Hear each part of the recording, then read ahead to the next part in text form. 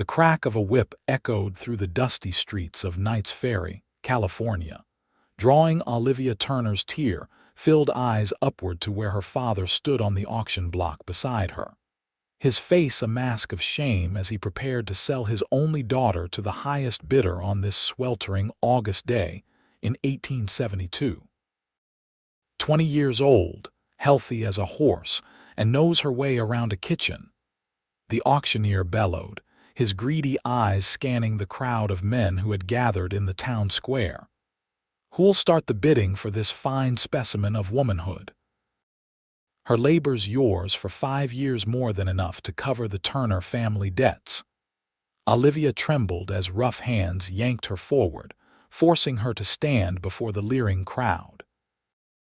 Her cotton dress, once her Sunday best, now hung limp and soiled from the 3 days she'd spent locked in the town jail awaiting this moment.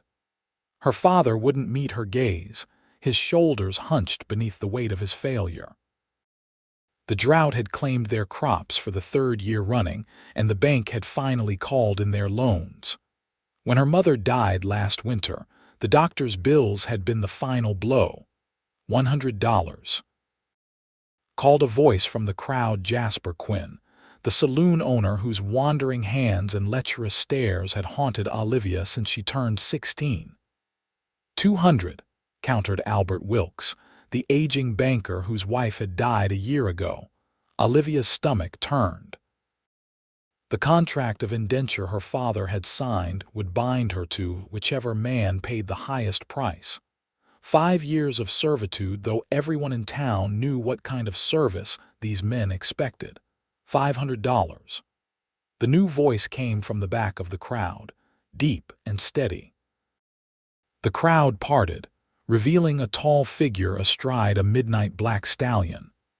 The sun silhouetted him, casting his face in shadow, but Olivia could make out broad shoulders, a worn leather vest, and a Stetson pulled low over his eyes. "Well now, looks like we've got ourselves a serious bidder," the auctioneer grinned, slapping his thigh. "500 from the stranger. Do I hear 6? Jasper Quinn scowled. "600. $1,000, the stranger countered immediately, his voice betraying no emotion. A collective gasp rippled through the crowd. $1,000 was more than most men in Knights Ferry saw in a year. 1,000 going once, going twice. Sold. The auctioneer's gavel came down with a crack that sealed Olivia's fate. The stranger dismounted in one fluid motion and strode forward. As he stepped into the light, Olivia got her first clear look at him, tall and weathered, perhaps 30 years old, with eyes the color of a summer storm. A jagged scar ran along his jawline, disappearing into the stubble that shadowed his face. "Name's Bryce Nathans," he said, extending a leather pouch of coins to the auctioneer. "I'll be taking the contract now." The auctioneer counted the money with eager fingers before handing over the document. Olivia's father stepped forward then, his eyes downcast. "Mr. Nathans, he began, but Bryce cut him off with a raised hand. "Save it, Turner. You've said all you need to say by putting your name on this paper." He tucked the contract into his vest and turned to Olivia. "Get your things. We're leaving." "I don't have anything," Olivia whispered, her voice catching on unshed tears. Something flickered in Bryce's eyes, anger perhaps, or pity. He nodded once, then gestured toward his horse. "Then we go now." Before she could protest, he gripped her waist and lifted her effortlessly onto his stallion, then swung up behind her. The crowd of townsfolk parted, some looking disappointed, others merely curious about the stranger who had just spent a small fortune on a farmer's daughter. "Papa," Olivia called out, her voice breaking as Bryce turned the horse toward the edge of town. Her father didn't answer, already shuffling toward the saloon to drown his shame.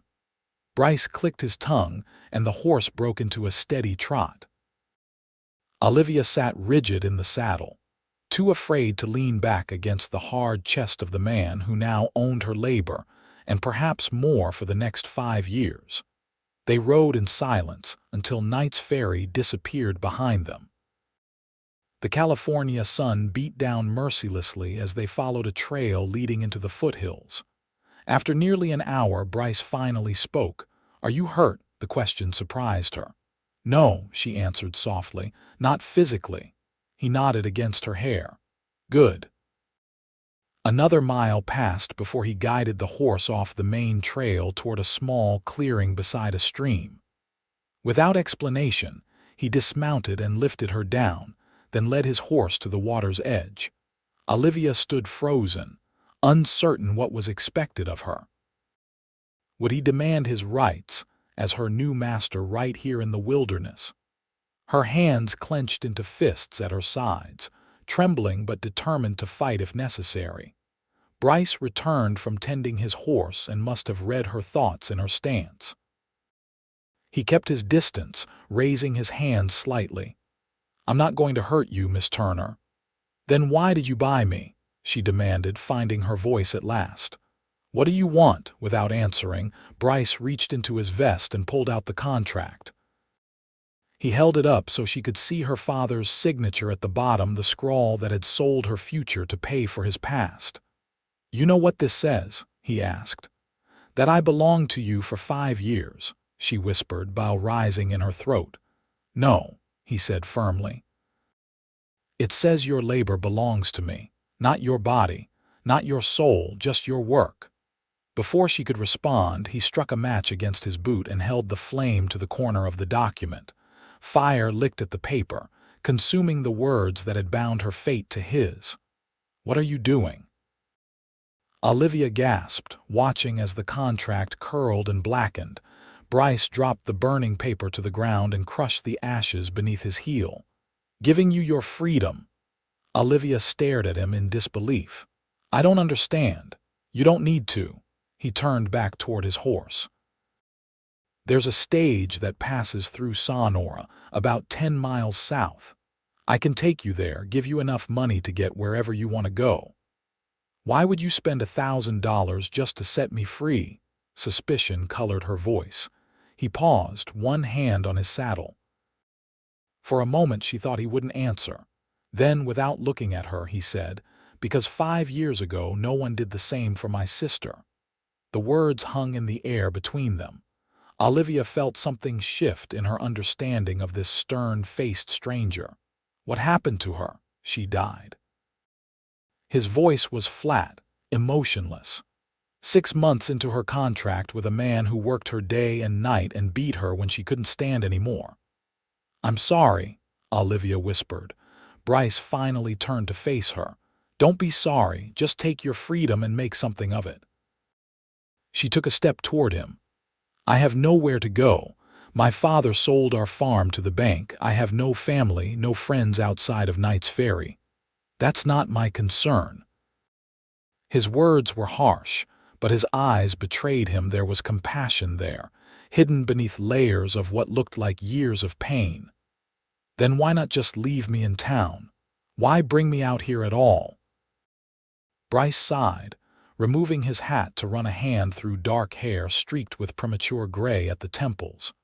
"Because Quinn or Wilkes would have found a way to claim you anyway. Knights Ferry isn't safe for you now." Olivia knew he was right. The town had been watching her since she blossomed into womanhood, and now that she had been publicly auctioned, her reputation was irredeemably tarnished. Even with her freedom, there was no place for her there. "So what now?" she asked, lifting her chin with the first spark of defiance she'd felt since her father had told her of his desperate plan. Bryce considered her for a long moment. "I've got a ranch about a day's ride from here.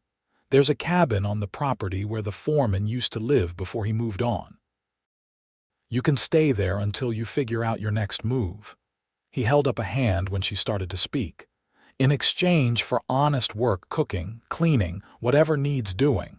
Nothing more." Olivia studied him, searching for deceit in his weather-lined face and finding none. "Why would you help me?" "You don't even know me." "Maybe I'm trying to balance the scales," he said quietly. "Or maybe I just need a cook. Either way, the offer stands. You can come with me or I can take you to Sonora. Your choice." Olivia looked around at the wilderness surrounding them. Freedom was a terrifying thing when you had nowhere to go with it. "I'll come to your ranch," she decided finally, "but I won't be beholden to you. I'll work, and when I've earned enough to move on, I will." A ghost of a smile touched his lips. "Fair enough." He extended his hand formally. "We have a deal, Miss Turner." She hesitated only briefly before placing her hand in his. His palm was calloused and warm. "We have a deal, Mr. Nathans." They rode through the afternoon, stopping only once to rest the horse and drink from a clear stream. As the sun began its descent, they crested a hill and Bryce pulled the horse to a stop. "There it is," he said, pointing to the valley below. Olivia's breath caught. A sprawling ranch spread out beneath them, a large main house built of solid timber, a barn, several corrals where horses grazed, and beyond them, rolling pastures dotted with cattle. A smaller cabin stood a little way from the main house, smoke curling from its chimney. "It's beautiful," she whispered. "It's home," Bryce replied simply, urging the horse forward. As they approached, a young man emerged from the barn, waving enthusiastically. "That's Daniel," Bryce explained. "He helps with the stock. There's also Mrs. Abernathy, who keeps house, and 3 other hands who work the cattle. They've got a bunkhouse on the far side of the property." Relief flooded through Olivia at the knowledge that they wouldn't be alone. Whatever Bryce Nathans's intentions, there were witnesses, other people who would notice if she disappeared or was mistreated. Daniel jogged up to take the reins as they reached the yard. "Welcome back, boss. Wasn't expecting you for another day at least." His curious gaze lingered on Olivia before darting back to Bryce. "Everything go all right in town?" "Well enough," Bryce said, dismounting before reaching up to help Olivia down. "Daniel, this is Miss Olivia Turner. She'll be staying in the foreman's cabin and helping around the place." Daniel touched his hat brim. "Madam, pleasure to meet you." "Thank you," Olivia managed, unused to such courteous treatment after the degradation of the auction block. "Get Biscuit rubbed down and fed, would you?" Bryce asked, and Daniel led the horse away. Turning to Olivia, he added, "Let's get you settled." The cabin was small but clean, with a main room containing a wood stove, table, and 2 chairs, and a separate bedroom with a narrow bed covered in a patchwork quilt. Simple curtains hung at the windows, and a braided rug softened the plank floor. "Mrs. Abernathy keeps it ready for visitors," Bryce explained. "There's wood stacked outside, and the pump in the yard has good water. Outhouse is around back." Olivia stood in the center of the room, overwhelmed by the sudden turn her fate had taken. This morning she had awakened in a jail cell, awaiting sale. Now she stood in a cozy cabin, technically free though still dependent on the man before her. "Thank you," she said softly. "This is more than I expected." "What did you expect?" Bryce asked, his voice guarded. She met his gaze squarely. "To be used until I was broken. That's what happens to women who are sold." His jaw tightened, and she saw again that flash of old pain in his eyes. "Not here," he said firmly. "Not ever." An older woman appeared at the door then, her arms laden with linens and a basket of supplies. "Mr. Nathans, Daniel said we had a guest." She bustled in, depositing her burden on the table. "I'm Mrs. Abernathy, dear. I've brought some fresh sheets, soap, and a few things for your supper tonight." "This is Miss Turner," Bryce said. "She'll be staying with us for a while." Mrs. Abernathy's kind eyes took in Olivia's disheveled appearance and travel-worn dress without judgment. "Well, you must be exhausted, Miss Turner. Why don't I help you get settled?" "Mr. Nathans, I'm sure you've got business to attend to." Bryce seemed relieved at the dismissal. "I'll leave you in Mrs. Abernathy's capable hands. Supper's at the main house at 6 if you're feeling up to it." After he left, Mrs. Abernathy turned to Olivia with a sympathetic smile. "Now then, let's get you a bath drawn and find you something fresh to wear. I think I've got a dress that might fit you with just a bit of taking in." Tears sprang to Olivia's eyes at the unexpected kindness. "Thank you," she whispered. Mrs. Abernathy patted her hand. "Don't you worry about a thing, dear. Whatever brought you here, you're safe now. Mr. Nathans is a good man, though he tries his best to hide it." As the older woman bustled about preparing a bath in a large metal tub, Olivia wondered about the man who had bought her freedom at such cost. What drove someone to spend $1,000 on a stranger? The story about his sister explained part of it, but there was more to Bryce Nathans than he was showing. Of that she was certain.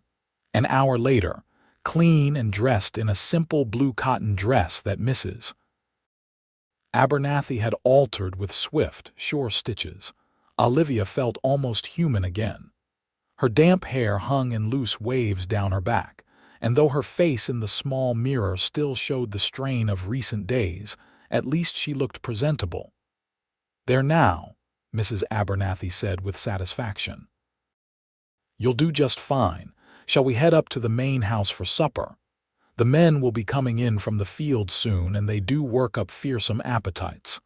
Olivia hesitated.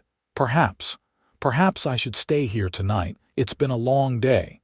Mrs. Abernathy's expression softened. "Of course, dear. I'll bring you a tray. But tomorrow you must join us. It won't do to hide away." After the housekeeper left, Olivia sank onto the edge of the bed, finally allowing herself to process the day's events. Tears came then, quiet at first, then building into wrenching sobs that shook her entire body.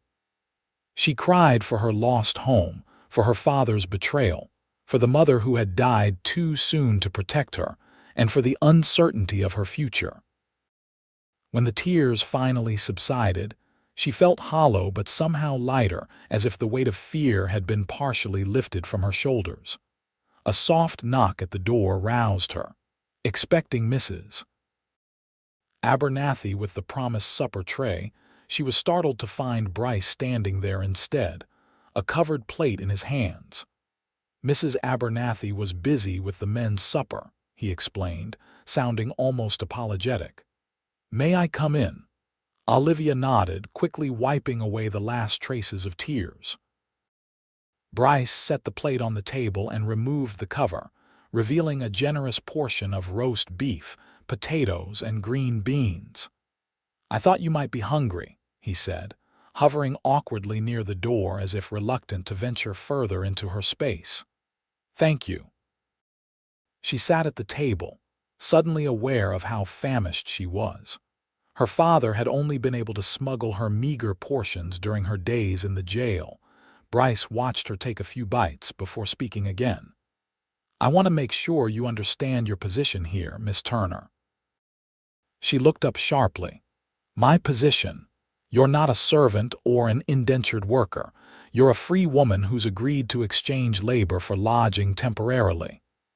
He ran a hand through his hair, a gesture she was beginning to recognize as a sign of discomfort. "What I mean to say is, you can leave any time you choose, and while you're here, you'll be treated with respect." "Why is that so important to you?" she asked quietly. He met her gaze steadily. "Because respect is something that should be given freely to all people, not earned or purchased." The conviction in his voice stirred something within her. "Not everyone shares that belief, Mr. Nathans. Certainly not the men in Knights Ferry. I'm not those men," his voice hardened, "and I'd appreciate it if you'd remember that." Olivia set down her fork. "I don't know you, Mr. Nathans. You purchased me this morning, burned my contract, and brought me to your home. Forgive me if I'm still trying to understand your motivations." A muscle twitched in his jaw. "Fair enough. I'll leave you to your supper." He turned to go but paused at the door. "Mrs. Abernathy will come by in the morning to show you around. Rest well, Miss Turner." After he left, Olivia finished her meal in solitude, pondering the enigma of Bryce Nathans, a man who spent a fortune to free a stranger, yet bristled at the slightest suggestion that his motives might be questioned. A man who clearly carried deep wounds from his past, yet had created this peaceful haven in the California foothills. As she slipped between the fresh sheets that night, Olivia realized that for the first time in weeks, she wasn't afraid of what the morning might bring. Whatever else Bryce Nathans might be, her instincts told her he was indeed a man of his word. For tonight, that was enough. The following days established a routine that gave Olivia a sense of stability she hadn't felt since before her mother's illness. Each morning, she helped Mrs. Abernathy prepare breakfast for the ranch hands. The older woman was a font of information about the running of the ranch and its owner.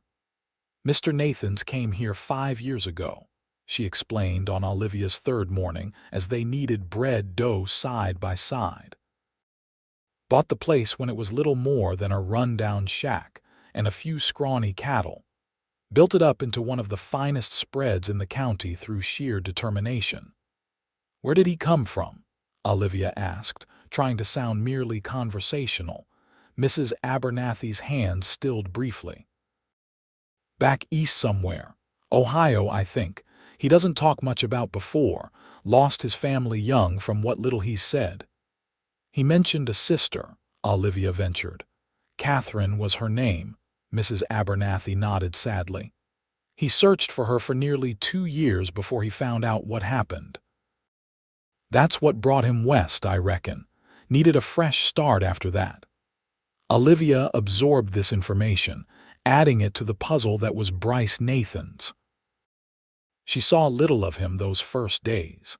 He left at dawn with the other men and returned after dark, taking his meals quickly before retreating to what Mrs. Abernathy called his study, a room at the back of the main house, where he kept the ranch accounts and his personal library. On her 5th day at the ranch, Olivia was hanging laundry in the yard when Bryce rode up on Biscuit, dismounting with the easy grace she'd come to associate with him. He nodded a greeting, then hesitated as if unsure whether to approach her or continue to the house. "Good morning, Mr. Nathans," she called, making the decision for him. He walked over, removing his hat. "Miss Turner, how are you settling in?" "Very well, thank you. Mrs. Abernathy has been most helpful." "Good." He shifted his weight, looking uncharacteristically uncertain. "I wondered if you might like to see more of the ranch. It's a fine day for a ride." Olivia's surprise must have shown on her face because he quickly added, "Only if you'd like to, of course." The idea of leaving the immediate vicinity of the house both excited and frightened her. She hadn't been on a horse since the day he brought her here. "I would like that," she found herself saying. "Though I must warn you, I'm not an accomplished rider." A hint of a smile touched his lips. "I've got a gentle mare that would suit you." An hour later, they rode side by side along a trail that wound through oak-studded hills. Olivia sat astride a dun-colored mare named Daisy, who indeed seemed content to amble along at an easy pace. The September sun warmed her face, and the scent of wild sage filled the air. "It's beautiful here," she commented as they paused atop a ridge overlooking a meadow where a herd of cattle grazed. "So peaceful." Bryce nodded, his eyes scanning the land with evident pride. "I knew this was the place the moment I saw it. Something about the light on these hills." It was the most personal statement she'd heard from him. Encouraged, she asked, "Have you always wanted to be a rancher?" He was quiet for so long she thought he might not answer. Finally, he said, "No. My father was a lawyer back in Cincinnati, expected me to follow in his footsteps. I was studying law when—" He trailed off, his expression closing. "When your sister was taken," Olivia finished softly. His sharp glance confirmed her guess. "Mrs. Abernathy talks too much." "She cares about you," Olivia countered. "Everyone here does. They respect you." "Respect is earned," he said, echoing their earlier conversation but with a different inflection. "You said it should be freely given." He looked at her then, truly looked at her, as if seeing beyond the surface for the first time. "You have a good memory, Miss Turner." "Olivia," she corrected. "If we're to be friends, you should use my given name." "Friends?" He seemed genuinely startled by the concept. "Isn't that possible? Or am I merely an obligation to you, your good deed to balance the scales?" Bryce's expression darkened. "You're not an obligation. Then what am I?" He turned away, focusing on the distant horizon. "A reminder." "Of what?" "Of what happens when good people do nothing." His voice was so low she barely heard him. "When I finally tracked Catherine down, I learned she died the previous winter. The man who bought her contract had worked her until she caught pneumonia, then tossed her out when she became too sick to be useful. She died alone in an alley behind a saloon." His knuckles whitened on the reins. "I was too late." Olivia's heart ached for the pain evident in every line of his body. Without thinking, she reached across the space between them and placed her hand over his. "You weren't too late for me." His eyes, when they met hers, contained a storm of emotion, grief, guilt, and something else, something warmer that made her breath catch. For a moment she thought he might pull away, but instead his fingers shifted to clasp hers briefly before releasing them. "No," he agreed softly. "I wasn't too late for you." The moment stretched between them, fragile and significant, before he straightened in his saddle and gestured toward a stream in the distance. "That's the western boundary of the property. Want to see it?" She recognized the deflection, but accepted it. "Lead on, Mr. Nathans." "Bryce," he corrected with the hint of a real smile. "If we're to be friends." They spent the remainder of the afternoon exploring the boundaries of the Nathans ranch, which proved to be even more extensive than Olivia had imagined. By the time they returned to the house, the sun was setting, painting the hills in gold and amber light. As Bryce helped her dismount, his hands lingering at her waist perhaps a moment longer than necessary, Olivia realized with a jolt of surprise that she hadn't thought about Knights Ferry or her father once during the entire afternoon. For a few precious hours, she had simply been a woman enjoying the company of an intriguing man in a beautiful place. The realization both comforted and unsettled her. She had known Bryce Nathans less than a week. It was too soon to feel this growing connection, this pull toward him that went beyond gratitude for her rescue. And yet, she couldn't deny the warmth that spread through her when he looked at her, or the way her thoughts increasingly turned to him during quiet moments. "Thank you for today," she said as they walked toward the house. "I enjoyed seeing your land." "Our land is meant to be seen," he replied, then seemed to catch himself. "The ranch, I mean, it's at its best in this light." Olivia smiled at his discomfort. "Yes, it is." As they reached the porch, Mrs. Abernathy appeared at the door. "There you are. I was beginning to wonder." "Supper's nearly ready, and you've both worked up appetites, I'll wager." "We'll be right in," Bryce assured her. When the housekeeper disappeared back inside, he turned to Olivia. "Would you join me for supper in the main house tonight? You've been taking most of your meals alone in the cabin." The invitation pleased her more than it should have. "I'd like that." Supper that evening proved to be a livelier affair than Olivia had expected. Daniel and the other ranch hands joined them around the large oak table, and the conversation flowed easily from cattle prices to local gossip to good-natured ribbing among the men. Bryce sat at the head of the table, speaking less than the others, but occasionally offering a dry comment that sent ripples of laughter around the room. Olivia, seated to his right, observed this different side of him with interest. Among his men, some of his reserve fell away, revealing glimpses of the man beneath the stern exterior. She caught him watching her several times during the meal, his expression unreadable, after the dishes were cleared and the men had retreated to the porch to smoke, Mrs. Abernathy insisted on handling the washing up alone. "You two go on and enjoy the evening," she said with a knowing look that made Olivia blush. They settled in rocking chairs on the front porch, the night air cool against their skin. Crickets chirped in the darkness, and somewhere in the distance, a coyote called to its mates. "Your men respect you," Olivia observed, picking up their earlier conversation. Bryce leaned back in his chair, stretching long legs before him. "They work hard. I pay fair wages and treat them well." "It's a simple equation." "Nothing is ever that simple," she countered. "They care about you, not just the wages." He was quiet for a moment. "They're good men, better than most I've known." "How did you find them?" Daniel was first. "He was 16, sleeping in my barn when I caught him. Turned out he'd run away from an uncle who used his fists more often than not." Bryce's voice held a note of remembered anger. "Offered him a job instead of a thrashing. The others came along later, drifters mostly, looking for honest work." "You gave them a home," Olivia said softly. Bryce's profile was strong in the moonlight. "A job, the home they made themselves, like you did." He turned to look at her then. "You ask a lot of questions, Olivia Turner." She met his gaze steadily. "I'm trying to understand the man who saved me." "I'm not a hero." "No," she agreed. "You're something more complicated than that." A half smile lifted one corner of his mouth. "And you're more perceptive than most. My mother always said I could see into people's hearts." It worried her. "Why?" Olivia's hand stilled on the arms of her rocking chair. "She said it would bring me trouble, that men don't like women who see too much."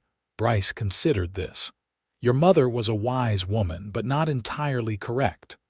"Oh, some men value honesty above comfort. I'd rather face a hard truth than a pleasant lie."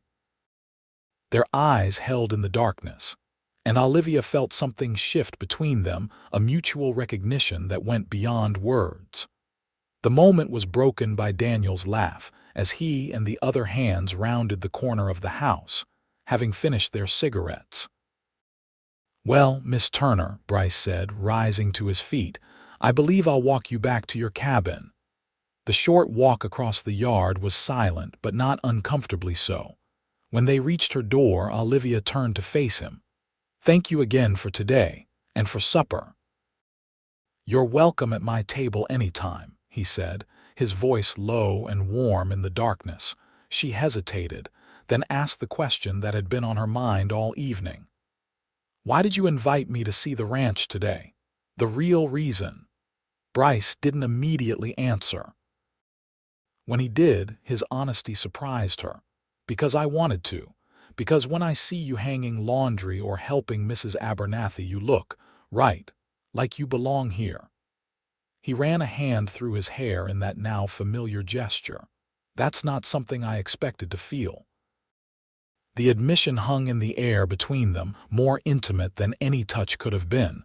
Olivia's heart quickened. "I didn't expect it either." For a moment she thought he might reach for her. Instead, he took a deliberate step backward. "Good night, Olivia." "Good night, Bryce." She watched him walk away, a tall silhouette against the starlit sky, and wondered at the complex emotions he stirred within her. Gratitude, yes, but also something deeper, something that frightened and exhilarated her in equal measure. As autumn deepened across the ranch, so too did the connection between Olivia and Bryce. Their initial wariness gave way to a comfortable routine that included daily interactions and frequent conversations. Olivia found herself looking forward to the moments when their paths would cross in the kitchen as he came in for coffee, in the yard as she gathered eggs from the henhouse, on the porch in the evenings when the work was done. October brought cooler weather and the cattle roundup. For a week, the ranch bustled with additional hands hired to help gather the herd for market. Olivia and Mrs. Abernathy worked from dawn till dusk to feed the hungry men, and Olivia fell into bed, each night exhausted but satisfied with her contribution. On the final day of the roundup, Olivia rode out with Mrs. Abernathy to deliver lunch to the men in the field. She found herself searching for Bryce among the dusty cowboys, spotting him finally atop Biscuit, directing the operation with calm authority. When he saw her, he rode over, dismounting with a grace that still caught her attention. "This is a welcome sight," he said, accepting the canteen she offered. His eyes held hers a moment longer than necessary, and Olivia felt a now familiar warmth spread through her chest. "Mrs. Abernathy insisted the men needed proper feeding," she explained, gesturing to the wagon where the housekeeper was already distributing sandwiches to the grateful cowhands. "And you volunteered to help. It wasn't a question." "I enjoy being useful," she said simply. Bryce wiped dust from his face with a bandana. "You're more than useful, Olivia. The place runs smoother since you arrived. Mrs. Abernathy says she hasn't had the kitchen so well organized in years." The compliment pleased her. "I've had a good teacher in Mrs. Abernathy." He glanced toward the wagon, then back to her. "Would you ride with me a moment? There's something I'd like to show you." Curious, Olivia agreed, allowing him to help her onto Daisy, who had been tethered to the wagon. They rode away from the roundup, following a ridge that overlooked the valley where the main herd was being gathered. "The cattle look healthy," she observed, admiring the sea of red-brown backs moving like a living river below them. "Best year we've had," Bryce confirmed. "The rain came at the right time and we haven't lost many to predators." He pointed to the eastern horizon. "That's what I wanted to show you." Olivia followed his gesture and saw a cluster of buildings in the distance, too far to make out clearly. "Another ranch. No, that's Oakdale. Nearest town of any size. I'll be taking the men there tomorrow after the buyers take the herd. Thought you might like to come along." She looked at him in surprise. "To town? You've been here over a month without setting foot off the ranch. Thought you might appreciate some new surroundings." He paused. "There's a dressmaker there. Mrs. Abernathy mentioned you might need some things for winter." Olivia smoothed her hands over her borrowed dress, which had been taken in and altered to fit her smaller frame. "That's very thoughtful." "It's practical," he countered, though his eyes were soft. "Can't have you freezing when the snow comes." "Does it snow much here?" "Not like back east, but we get our share in the mountains. Enough to make things interesting come December." The casual reference to spending winter at the ranch caught her attention. Neither of them had spoken of how long she might stay. The agreement had been temporary, but as the weeks passed, Olivia had found herself thinking less and less about leaving and more about putting down roots in this peaceful place.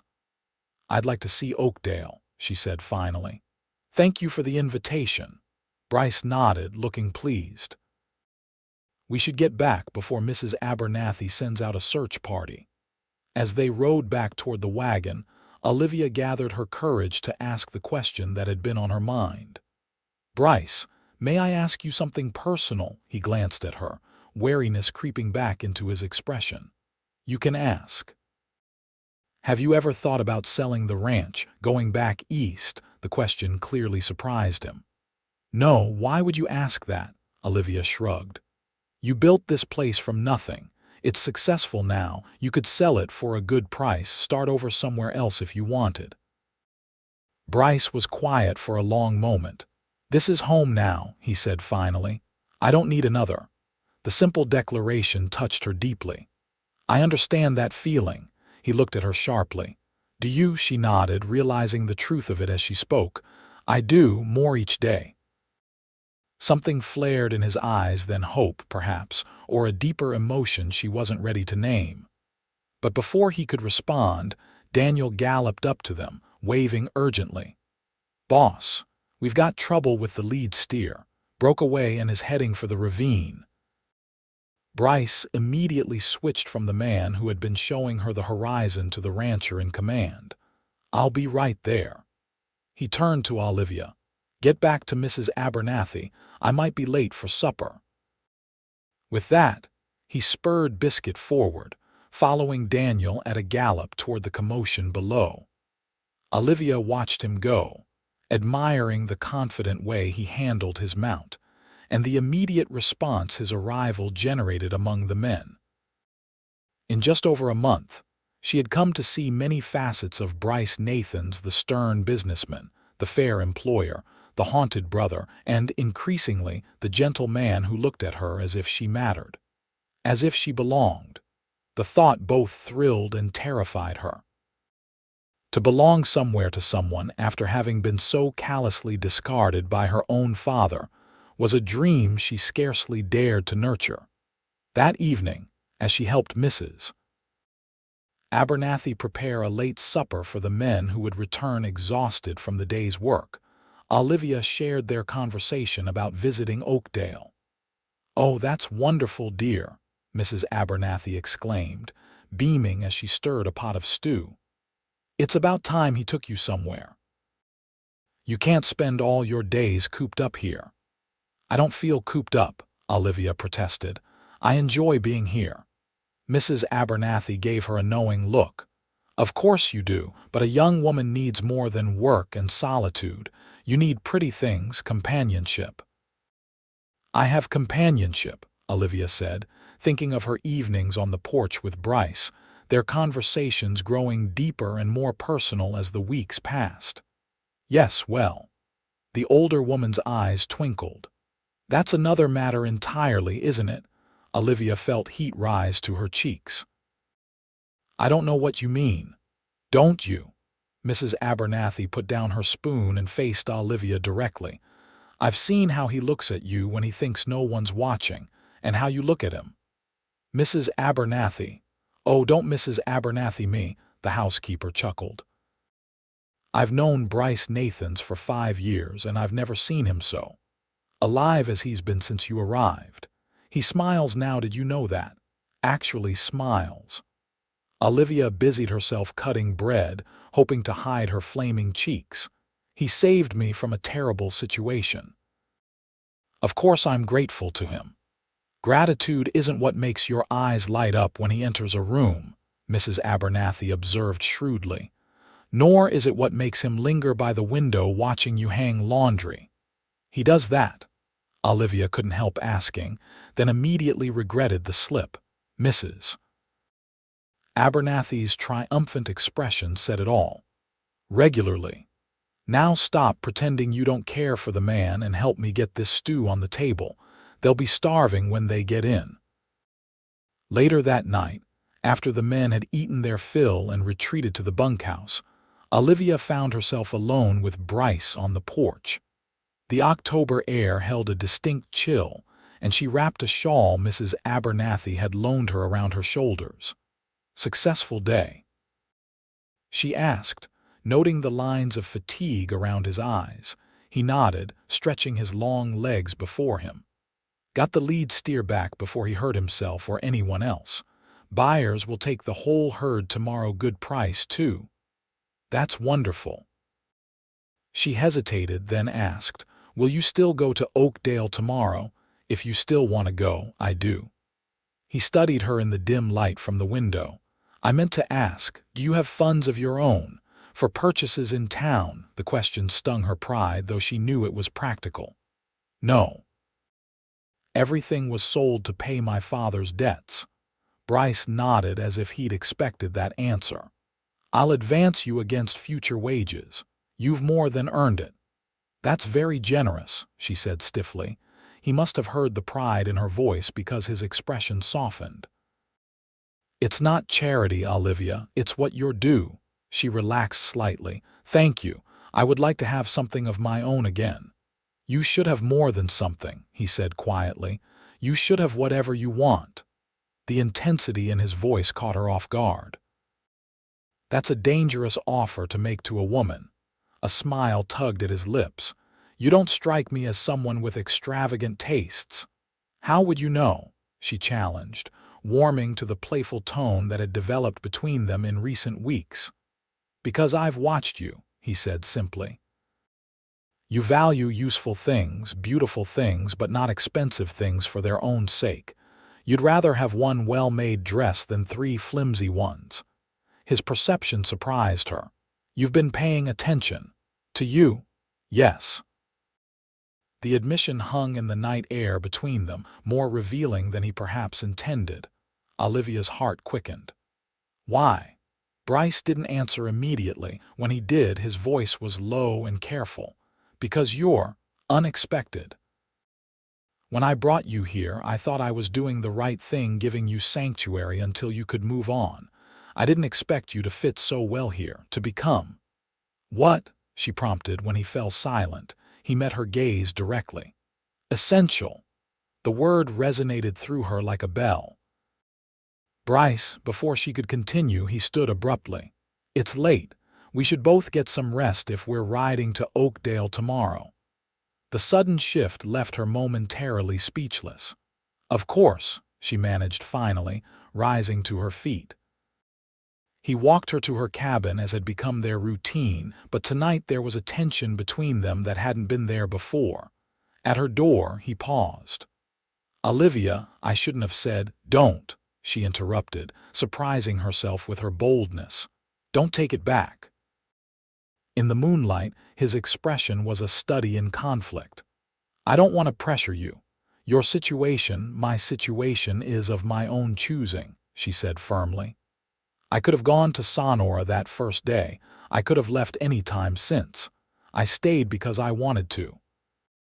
He stepped closer, close enough that she could feel the warmth of him in the cool night air. And now? What do you want now? The question hung between them, laden with meaning. Olivia felt as if she stood at the edge of a precipice, knowing that her answer would change everything between them. I want, she began, but was interrupted by a shout from the direction of the main house. Boss, boss, you're needed. Bryce's head jerked up, instantly alert.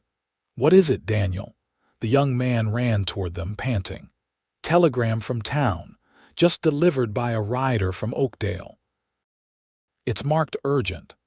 Bryce took the yellow paper, moving toward the light spilling from Olivia's cabin window to read it. She watched his expression harden as he scanned the message.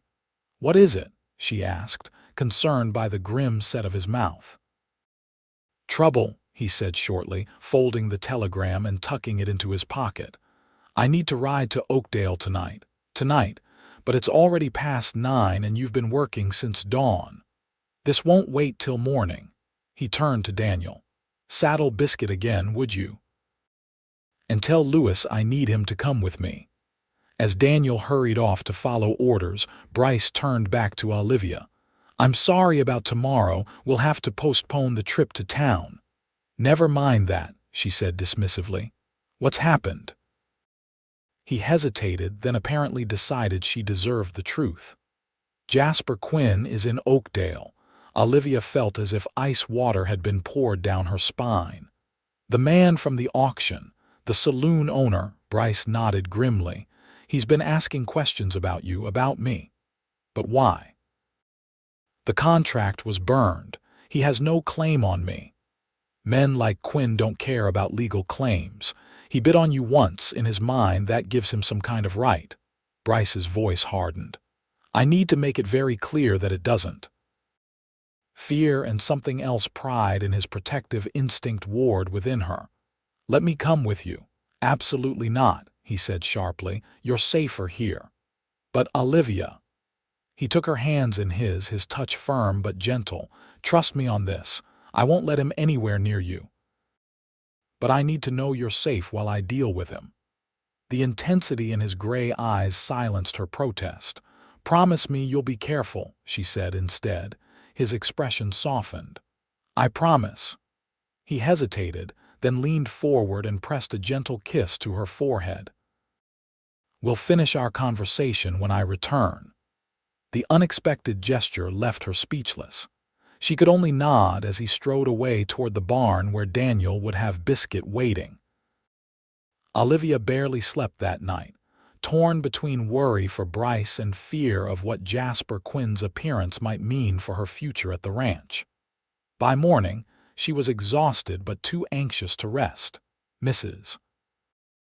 Abernathy found her in the kitchen at dawn, already preparing breakfast for the remaining ranch hands. "You heard?" the housekeeper asked, her normally cheerful face creased with concern. Olivia nodded. "Quinn is in Oakdale. Bryce rode out last night to confront him." "That man is trouble, Mrs. Abernathy said darkly. "Always was, even before your situation. You know him, of him. His reputation reaches even here." She patted Olivia's hand. "Don't you worry, dear. Mr. Nathans won't let anything happen to you." "It's not me I'm worried about," Olivia admitted. "Quinn is a violent man. What if Bryce gets hurt because of me?" Mrs. Abernathy's expression softened. "That's not because of you. That's because Mr. Nathans cares about you and would do anything to keep you safe. There's a difference." Olivia turned away, blinking back sudden tears. "I never asked for that.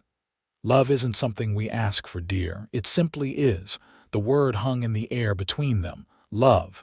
Was that what she felt for Bryce Nathans? What he might feel for her? The possibility both thrilled and terrified her. "He'll be back today, Mrs. Abernathy said with confidence. "And when he is, perhaps you two can finally stop dancing around each other and admit what everyone else can plainly see." The day dragged interminably. Olivia threw herself into work, helping with the laundry, assisting the cook who had been hired to feed the extra hands during roundup, and even mucking out the chicken coop to keep her hands and mind occupied. Every hoofbeat made her heart race, hoping it was Bryce returning, but each time she was disappointed. As dusk fell with no sign of him or Lewis, her anxiety grew. What if something had gone wrong? What if Quinn had brought men with him? What if the sound of horses approaching at a gallop interrupted her spiraling thoughts? She rushed to the porch, straining to see through the gathering darkness. 2 riders appeared, and even at a distance, she recognized Bryce's tall figure on Biscuit. Relief flooded through her, so powerful she had to grip the porch railing to steady herself. As they drew closer, she could see that both men were dusty and tired, but appeared uninjured. Bryce swung down from his saddle with less than his usual grace, betraying his exhaustion. "You're back," she said, unable to keep the relief from her voice. He looked up at her, his expression unreadable in the dusk. As promised, Lewis led both horses toward the barn, leaving them alone. Bryce climbed the porch steps slowly, as if every muscle ached. "You're exhausted," Olivia said, concern replacing relief. "Come inside. You need food and rest." He didn't argue, following her into the house where Mrs. Abernathy was already setting out a late supper.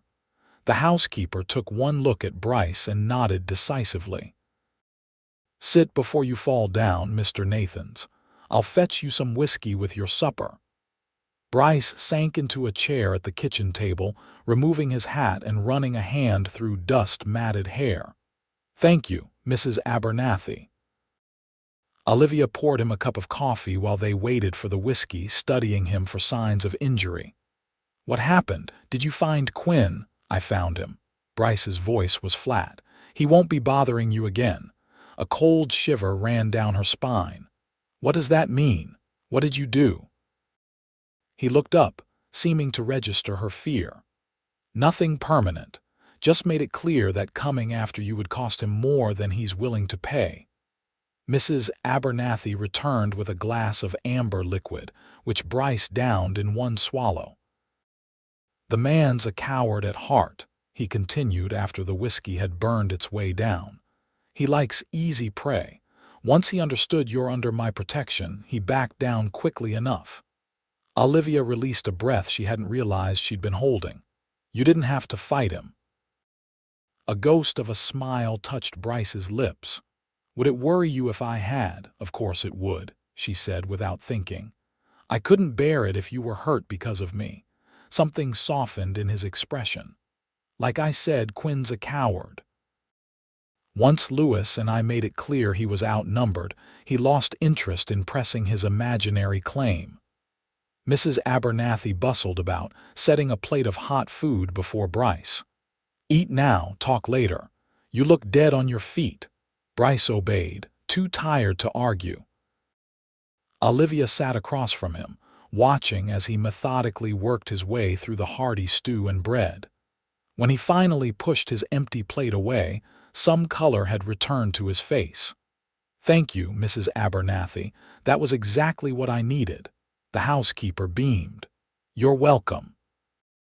Now I'm off to my bed. You two don't stay up too late." With a meaningful glance between them that made Olivia blush, she retreated to her quarters at the back of the house. Alone now, Olivia found herself suddenly shy. "You should rest too. You've been riding for nearly 24 hours. Bryce nodded but made no move to leave the table. "We were interrupted last night." Her heart skipped. "Yes, you were about to tell me what you want." The directness of his reminder caught her off guard. It's late, you're tired." "Olivia." Just her name, but it held a wealth of meaning, patience, longing, a question. She met his gaze and found him watching her with an intensity that took her breath away. "What I want," she said softly, "is to stay here with you." The simple declaration hung in the air between them. Bryce's expression didn't change, but something in his eyes, a warming, a lightening, told her he understood what she wasn't quite ready to say directly. "Are you sure?" he asked, his voice rough. "Your freedom is mine to give where I choose," she finished firmly. "I'm not asking for promises, Bryce. I'm just telling you that I don't want to leave, not yet, maybe not ever." He reached across the table, his calloused hand covering hers. "I don't want you to leave either." The admission, simple as it was, felt monumental. Olivia turned her hand beneath his so their palms met, fingers interlacing. "Then I'll stay," she whispered. "As long as you want me to." His grip tightened. That could be a very long time.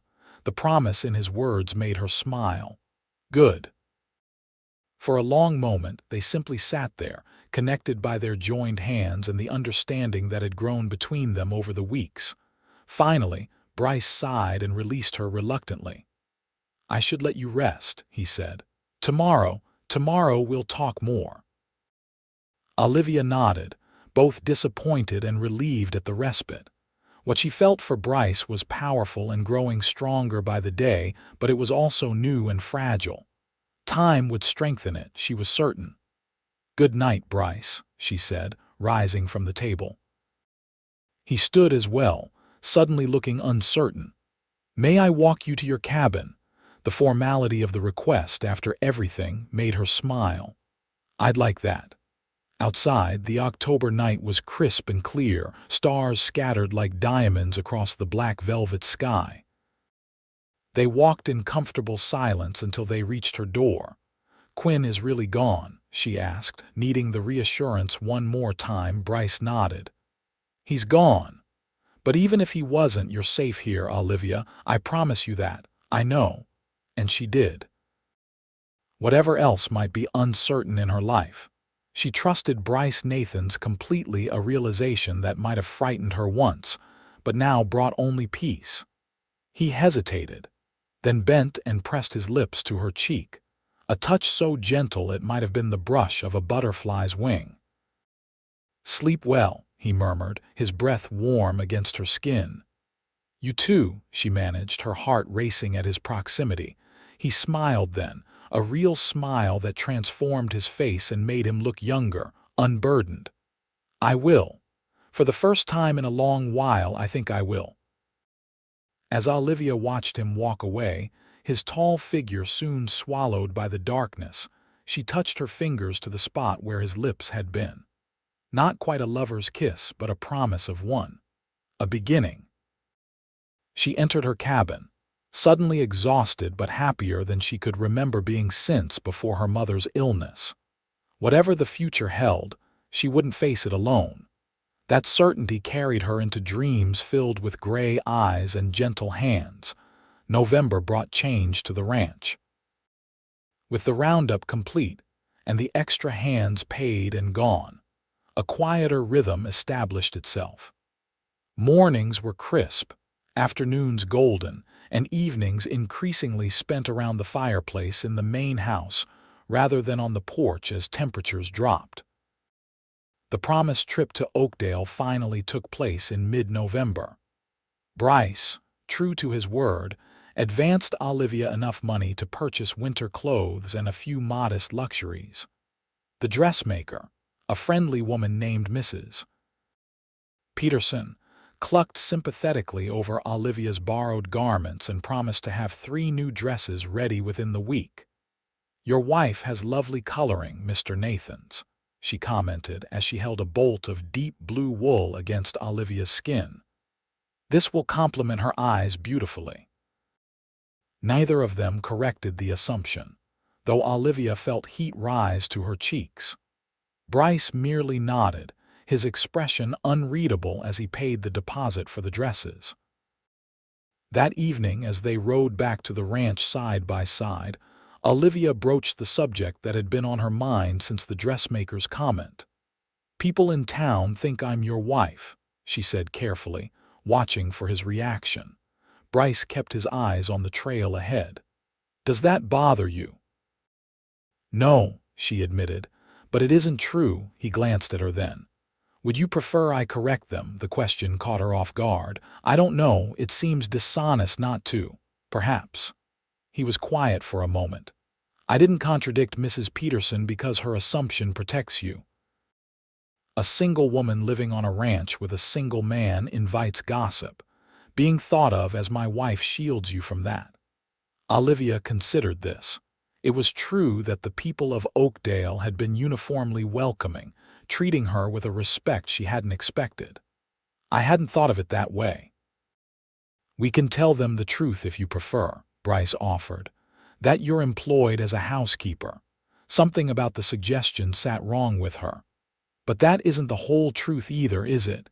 His eyes, when they met hers, held a question. "What is the truth, Olivia?"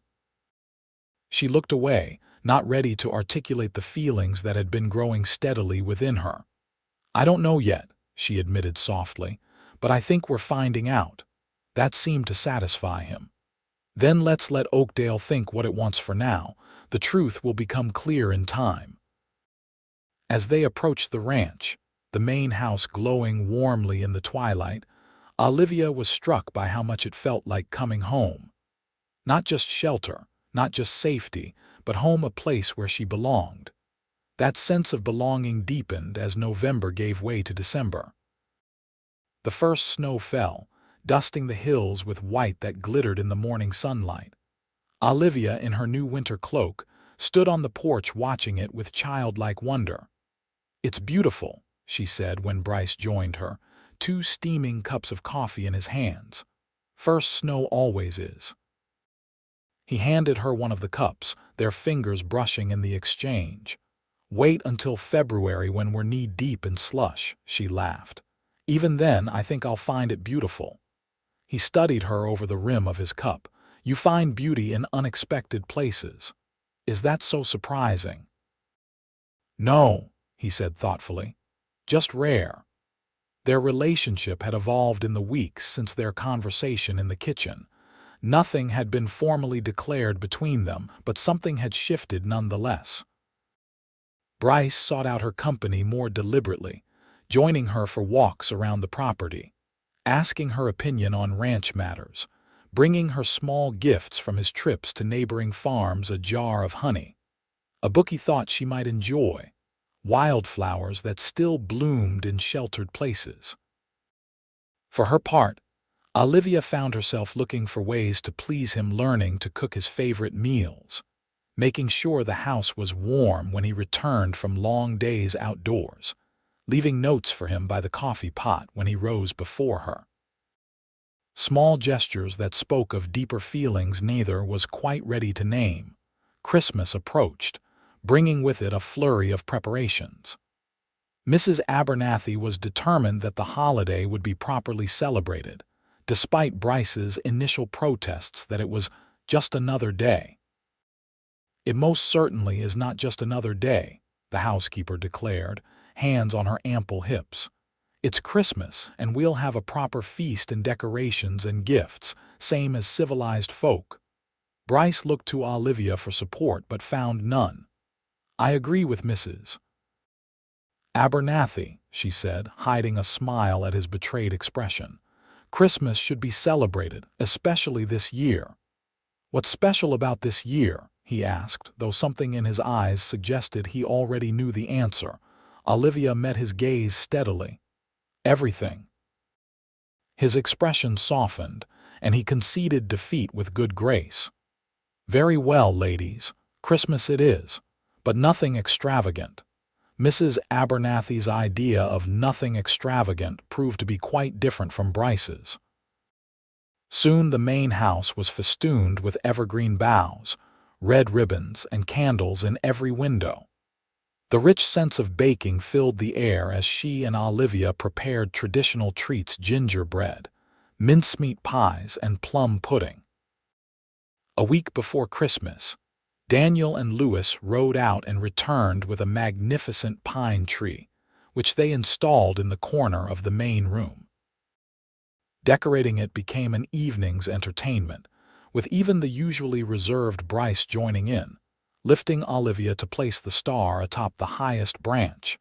His hands lingered at her waist as he set her down, their faces close, breaths mingling in the cold air.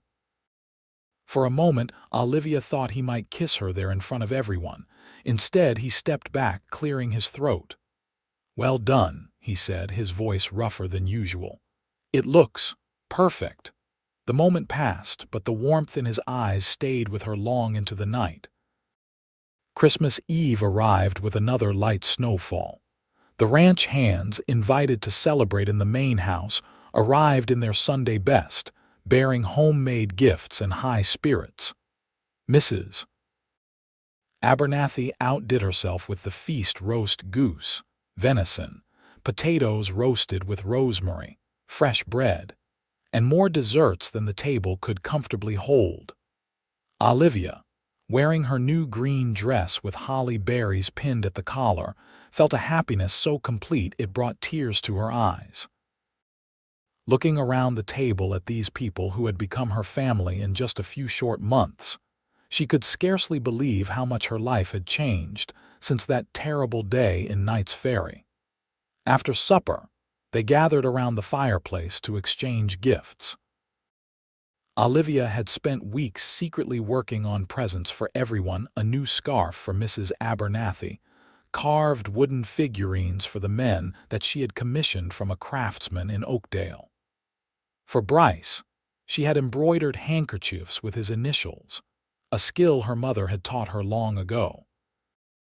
"These are beautiful," he said when he opened her gift, running his thumb over the precise stitching. "Thank you."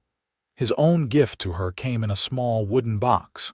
Inside, nestled on a bed of velvet, lay a silver pendant in the shape of a star, hanging from a delicate chain. "Bryce," she breathed, lifting it from the box. "It's exquisite." "It reminded me of you," he said quietly, his voice meant for her ears alone. Bright and constant, tears pricked at her eyes as she handed him the necklace. "Would you?" He took it, waiting as she turned and lifted her hair. His fingers were warm against the back of her neck as he fastened the clasp, lingering perhaps a moment longer than necessary.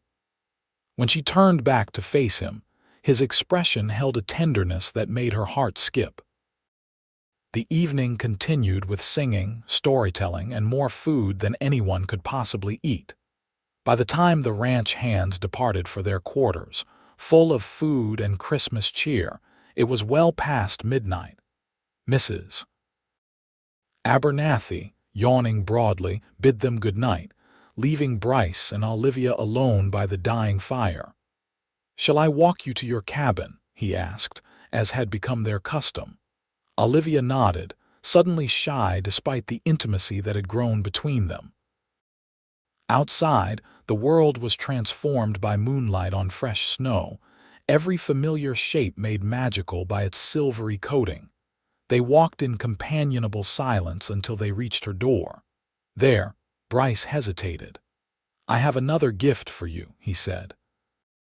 One I didn't want to give in front of the others. Curious, Olivia watched as he reached into his pocket and withdrew a small leather pouch. From it, he tipped something into his palm, a key. "What's this?" she asked. "The key to the main house," he said simply. "I want you to have it." She looked from the key to his face, uncertain of his meaning. "I don't understand." Bryce took a deep breath as if gathering courage. "I'm asking you to move into the main house. With me."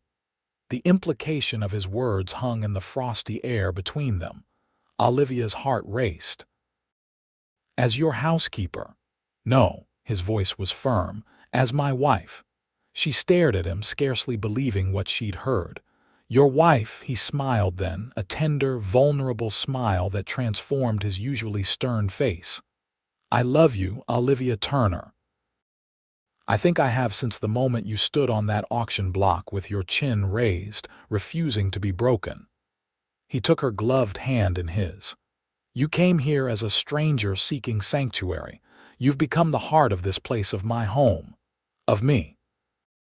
Tears filled her eyes, spilling over to freeze on her cheeks. "Bryce, you don't have to answer now," he said quickly. "I know it's sudden. I know we've never even—" She cut him off by raising up on her toes and pressing her lips to his. The kiss was brief but unmistakable in its meaning. "Yes," she whispered against his mouth. "My answer is yes."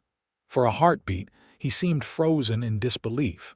Then his arms came around her, pulling her against his chest as his mouth found hers again. This kiss was different, deeper, hungrier, full of promise and longing finally given voice. When they broke apart, both breathless, his forehead rested against hers. "Are you sure? I don't want you to feel obligated because of what I did in Knights Ferry." Olivia framed his face with her hands, making him look at her. "I'm not marrying you out of gratitude, Bryce Nathans. I'm marrying you because I love you. Because you make me feel safe and valued and cherished. Because I can't imagine my life without you in it." The joy that spread across his face was like sunrise breaking over the mountains. "I'll spend the rest of my life making you happy," he promised, his voice rough with emotion. "You'll never regret this." "I know," she said simply, believing it with her whole heart. They stood there in the moonlight, snow falling gently around them, wrapped in each other's arms and the promise of a future neither had dared to hope for just months before. "When?" Bryce asked finally. "When will you marry me?" Olivia smiled up at him, her heart so full she thought it might burst. "As soon as possible. Tomorrow, if the preacher can come," he laughed, the sound rich and free in a way she'd never heard from him before. "Tomorrow it is. Christmas Day. I can't think of a better gift." He kissed her again, deeper this time, his hands tangled in her hair as if he couldn't get enough of touching her. When they finally parted, both were breathing hard. "You should go inside," he said reluctantly. "Before I forget, I'm trying to be a gentleman until tomorrow." Olivia smiled, feeling bold and cherished and wonderfully alive. "Tomorrow," she agreed, "and then every day after that." "Every day," he echoed, pressing one last kiss to her forehead before stepping back. "Sleep well, my love." "I will now," she said, touching the star pendant at her throat, a symbol of the bright, constant future that awaited them both. The next day, Christmas Day, dawned clear and cold, the world sparkling under a fresh blanket of snow. By noon, word had spread throughout the ranch that the boss was getting married, and Mrs. Abernathy had thrown herself into preparing a wedding feast on top of the Christmas dinner already planned. Daniel had ridden out at first light to fetch the preacher from Oakdale, who arrived just after midday, red-cheeked from the cold but beaming at the prospect of a Christmas wedding. Olivia wore her new blue dress, which Mrs. Abernathy had quickly adorned with white ribbons and lace from her own sewing box. The housekeeper had also fashioned a bouquet of evergreen sprigs and the last dried roses from the garden, tied with a white satin ribbon. "Something borrowed," she declared, pressing a delicate lace handkerchief into Olivia's hand. "This was my mother's." Tears threatened again as Olivia hugged the older woman who had become like family to her. "Thank you," she whispered, "for everything." "None of that now, Mrs. Abernathy said briskly, though her own eyes were suspiciously bright. "Can't have you all red-eyed when you meet your groom." The ceremony took place in the main room of the house, before the Christmas tree that now seemed to Olivia like an omen of the joy to come. The ranch hands stood as witnesses, Daniel serving as best man, pride evident in his young face. And then Bryce was there, waiting for her by the fireplace, his expression one of wonder and love as she walked toward him. He wore his best suit, his dark hair slicked back, and the warmth in his gray eyes made her feel as if she were the most precious thing he'd ever beheld. The preacher's words were traditional and heartfelt, but Olivia scarcely heard them. All she could focus on was Bryce's hand holding hers, the steady strength of his presence beside her, and the future stretching before them bright with promise and possibility. "I, Bryce, take thee, Olivia, to be my wedded wife," he repeated after the preacher, his voice strong and sure. "To have and to hold from this day forward for better, for worse, for richer, for poorer, in sickness and in health, to love and to cherish, till death do us part." When it came her turn, Olivia's voice trembled slightly, but her conviction was absolute. "I, Olivia, take thee, Bryce, to be my wedded husband." The simple gold band he placed on her finger had belonged to his mother. He told her later the only family heirloom he had managed to save before heading west in search of his sister. The symbolism of it, this piece of his past becoming part of their future, brought fresh tears to her eyes. "I now pronounce you man and wife," the preacher declared. "What God has joined together, let no man put asunder." Bryce's kiss was gentle but full of promise, a beginning rather than an end. Cheers erupted around them as the ranch hands and Mrs. Abernathy celebrated the union of two people who had found each other against all odds. The wedding feast that followed was joyous and abundant, with toasts and laughter and more happiness than Olivia had thought possible in a single day. As evening fell, the guests gradually dispersed, leaving the newlyweds alone in the house that was now truly their home. "Are you happy, Mrs. Nathans?" Bryce asked as they stood before the fire, his arms wrapped around her from behind. Olivia leaned back against his chest, savoring the rightness of being there. "Happier than I ever thought possible." He turned her in his arms, his expression serious. "I want you to know something. What happened in Knights Ferry, your father, the auction, none of that defines who you are to me. You're not someone I saved. You're the woman I love, my partner, my equal in every way." Tears blurred her vision as she looked up at him. "I know," she whispered, "just as you're not defined by your past either. We're building something new together, something that belongs only to us." His smile was tender as he brushed away a tear with his thumb. "Yes, we are." He hesitated, then added, "There's something else. I want to give you a wedding gift." "You've already given me everything," she protested. Bryce shook his head. "Not quite everything." He walked to his desk and removed a document from a drawer, returning to place it in her hands. "This is for you." Olivia unfolded the paper, scanning its legal language with growing confusion. "I don't understand. This is a deed to the ranch," he confirmed. "I've had it changed to include your name alongside mine. Equal partners, as I said." Stunned, she looked from the document to his face. "Bryce, this is too much. The ranch is yours. You built it from nothing." "And now I'm sharing it with my wife," he said simply. "This is our home, Olivia.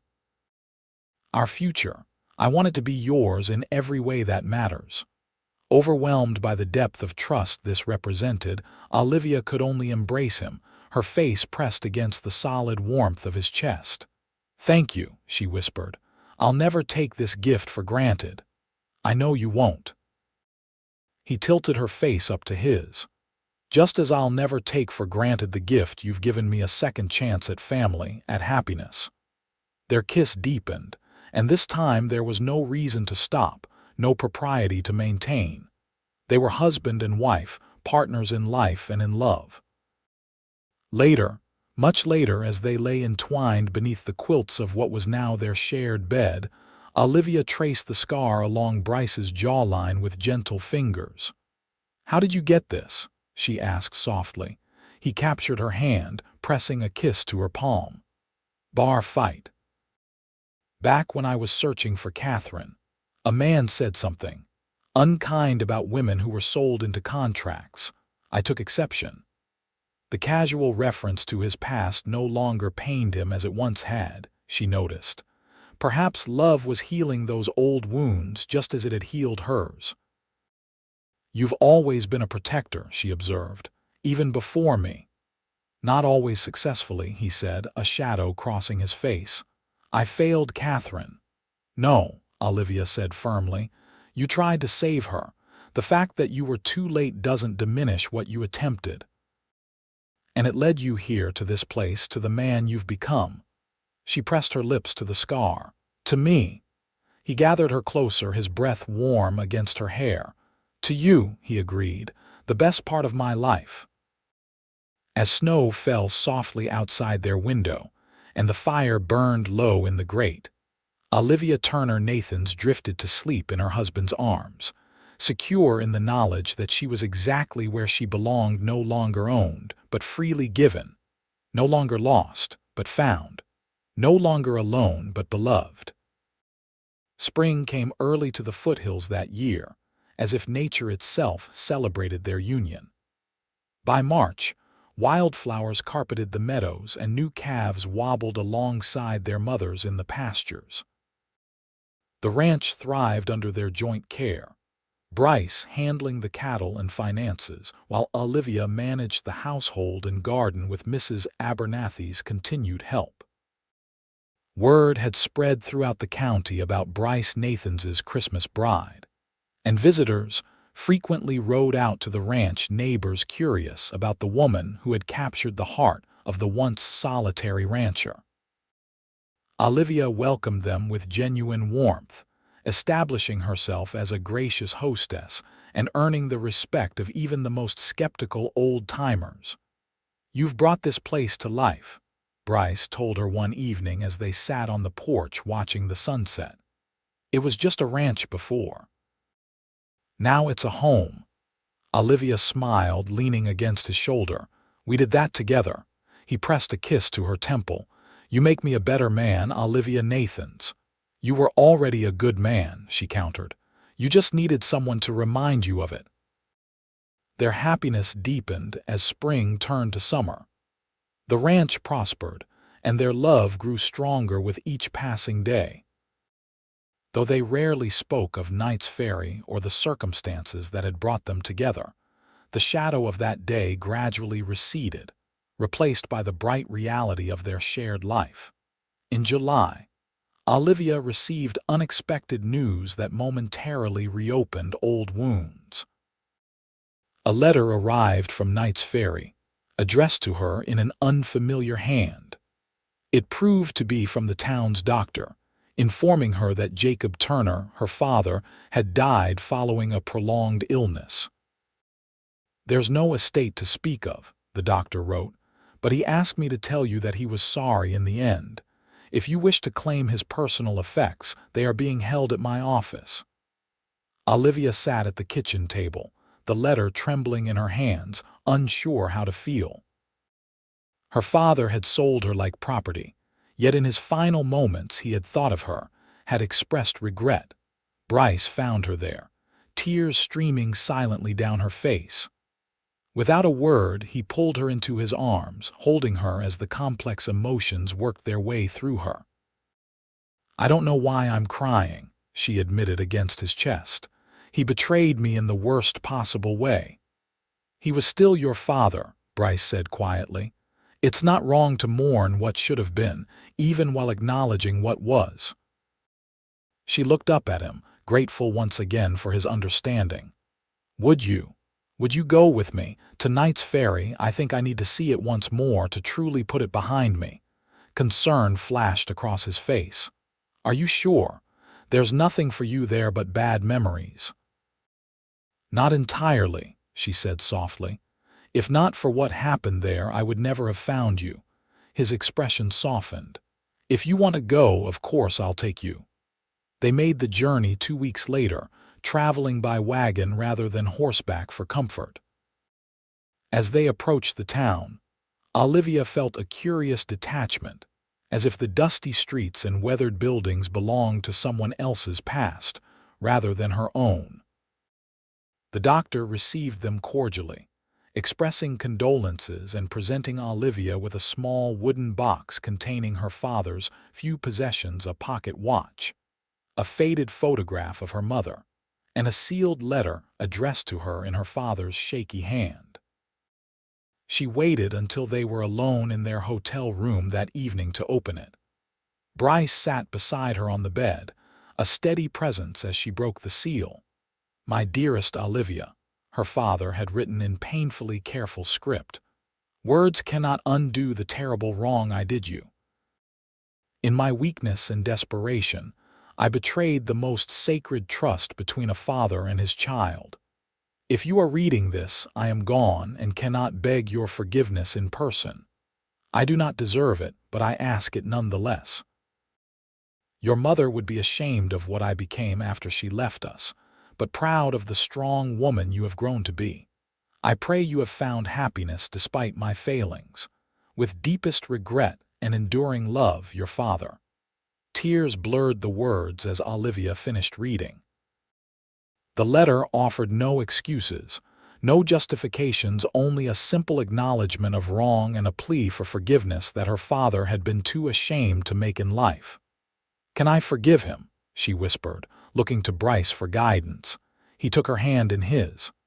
That's for you to decide. But forgiveness isn't about absolving him of responsibility for what he did. It's about freeing yourself from the burden of anger and pain. Olivia considered this, turning the letter over in her hands. I think I already have forgiven him. Not because he deserved it, but because holding on to that anger serves no purpose now. Bryce nodded, pride evident in his eyes. Your capacity for compassion is one of the many reasons I love you. She leaned into his embrace, drawing strength from his solid presence. Thank you for bringing me here, for helping me close this chapter. They remained in Knights Ferry only long enough to see her father's simple grave and for Olivia to leave wildflowers upon it, not out of sentiment, but as a gesture of farewell to the past. As they drove away the next morning, she didn't look back. Ready to go home? Bryce asked as the town receded behind them. Olivia smiled, her heart light despite the emotional journey. More than ready. The trip back to the ranch seemed shorter somehow, as if the distance between her past and her future had compressed. When they crested the final hill and saw their home spread out below them, Olivia felt a surge of gratitude so powerful it took her breath away. It's beautiful, she said, not for the first time. Bryce squeezed her hand. Yes, it is. Life settled into a pleasant rhythm after their return. Summer ripened into autumn, bringing with it the familiar bustle of roundup and preparation for winter. Olivia found herself increasingly drawn to the business side of the ranch, revealing an aptitude for figures that complemented Bryce's practical knowledge of cattle and land. You should be handling all the accounts, he told her one evening as they reviewed the ledgers together. You've got a better head for numbers than I do, she laughed. I doubt that, but I'm happy to help. We make a good team. The best, he agreed, pressing a kiss to the top of her head. As September turned to October, Olivia began to suspect that their family might soon be growing. Her suspicions were confirmed by Dr. Wilson in Oakdale, who pronounced her in excellent health and expecting a child in late spring. She waited until their first anniversary Christmas Day to share the news with Bryce. After the festivities with the ranch hands and Mrs. Abernathy, she presented him with a small package wrapped in silver paper. "Another gift?" he asked, surprised. They had already exchanged presents earlier in the day. "The most important one," she said, unable to keep the tremor of excitement from her voice. Bryce unwrapped the package carefully, revealing a pair of tiny knitted booties. He stared at them uncomprehending for a moment before understanding dawned in his eyes. "Olivia," he whispered, looking up at her with such naked hope that tears sprang to her eyes. She nodded, her hand moving instinctively to her still flat stomach. "In May, Dr. Wilson says everything looks perfectly healthy." Bryce's reaction was everything she could have hoped for. He gathered her in his arms with a whoop of joy that brought Mrs. Abernathy running from the kitchen, convinced something was wrong. "Nothing's wrong," Bryce assured her, his face alight with happiness. "Everything's right. We're having a baby." The news spread quickly through the ranch and surrounding community. Friends and neighbors brought gifts and advice, and Bryce embarked on an ambitious expansion of the main house, insisting their child would need a proper nursery. "And siblings, eventually," he added, his eyes twinkling as he pulled her close. "I'm thinking a whole houseful." Olivia laughed, loving the enthusiasm with which he embraced impending fatherhood. "Let's start with one and see how we manage." As her body changed with the growing life inside her, Olivia found herself reflecting on the extraordinary journey that had brought her to this moment of perfect contentment. From the desperate, terrified young woman on the auction block to the confident, beloved wife and mother to be, the transformation seemed almost too miraculous to comprehend. "What are you thinking?"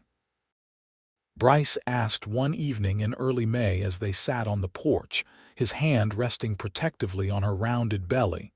She smiled, covering his hand with her own.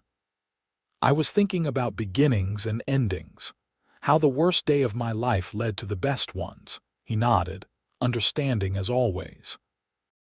"From that first moment you amazed me, standing there with your head high, refusing to be broken by what was happening to you." "I was terrified," she admitted, "until I saw you."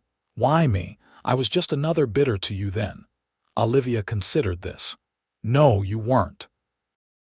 There was something in your eyes, anger, yes, but also recognition.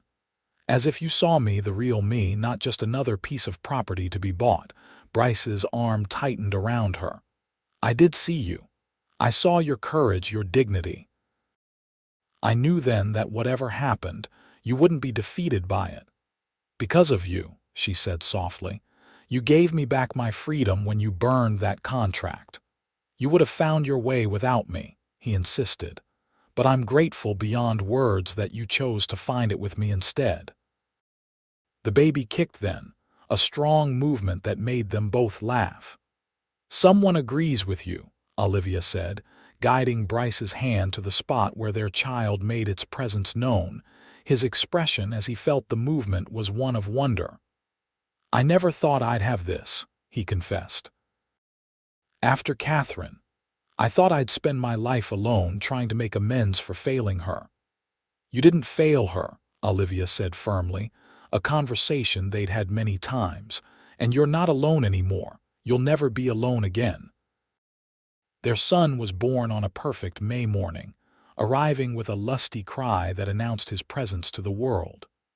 Bryce, who had paced outside the bedroom during the hours of labor, despite Olivia's insistence that he could stay, burst into the room at the sound. "A boy," the midwife announced, placing the red-faced, squalling infant in Olivia's arms. "And a healthy one at that." Bryce stood frozen in the doorway, his expression a mixture of awe and terror as he beheld his wife and newborn son. Olivia looked up at him, radiant despite her exhaustion. "Come meet your son," she said softly. He approached the bed as if in a dream, sinking down beside her and staring at the tiny face peering out from the blanket. "He's perfect," he whispered, reaching out a tentative finger to stroke the baby's cheek. "Would you like to hold him?" The flash of panic in Bryce's eyes would have been comical if it weren't so endearing. "I don't know how." "Like this," Olivia demonstrated, then carefully transferred their son to his father's arms. The transformation on Bryce's face as he cradled his child was something Olivia knew she would remember until her dying day. All the hard lines of his features softened, and the love that shone in his eyes was almost painful to witness in its intensity. "Hello, little one," he murmured. "I'm your father." The baby quieted at the sound of his voice, tiny fingers wrapping around Bryce's thumb with surprising strength. The connection between them was immediate and profound. "What shall we call him?" Olivia asked, though they had discussed names extensively during her pregnancy. Bryce looked up, his eyes shining with unshed tears. "What about Benjamin, after your father?" The suggestion stunned her. "My father. But he gave me you," Bryce said simply. "Whatever his failings, I owe him that much. And it would be a way to honor the good in him, the part that raised you to be the woman you are." Touched beyond words, Olivia nodded. "Benjamin it is, Benjamin William Nathans." The middle name was for Bryce's father, another gesture of reconciliation with the past, as the midwife and Mrs. Abernathy busied themselves around the room. Bryce leaned down to press a kiss to Olivia's forehead. "Thank you," he whispered, "for my son, for our family, for everything." She reached up to touch his cheek, her heart so full she thought it might burst. "Thank you for saving me that day. For giving me a future when I thought mine was over." "We saved each other," he corrected gently. "And we'll keep doing so every day for the rest of our lives." As if in agreement, baby Benjamin cooed, his tiny face turning instinctively toward his father's voice. The three of them formed a perfect circle of love and belonging, a family forged from adversity but strengthened by choice, by courage, and by the kind of love that transforms even the darkest moments into stepping stones toward light.